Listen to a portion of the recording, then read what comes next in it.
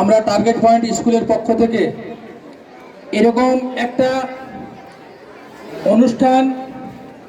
অনুষ্ঠিত করতে পেরে টার্গেট পয়েন্ট স্কুলের কর্তৃপক্ষদের পক্ষ থেকে আমি খুবই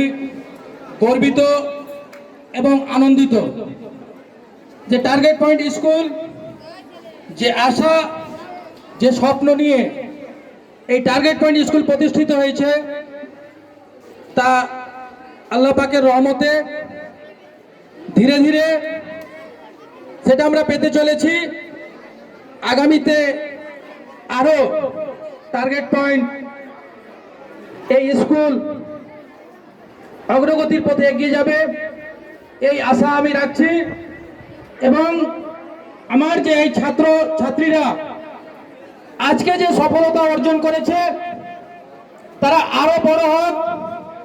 তারা আরো দেশ জাতি এবং এই টার্গেট পয়েন্টের নামকে উজ্জ্বল করুক এবং নিজেদের এবং নিজের বাবা মায়ের নামকে উজ্জ্বল করুক এই আশা আমি তাদের কাছে করব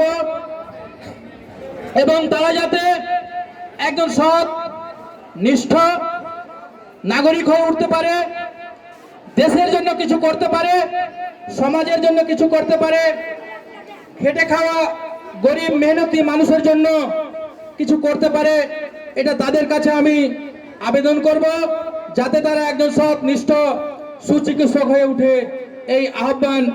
আমি তাদের কাছে রাখবো। তো আমি আর বিশেষ কিছু বলছি না, তাদের উজ্জ্বল ভবিষ্যৎ কামনা করে আমি আমার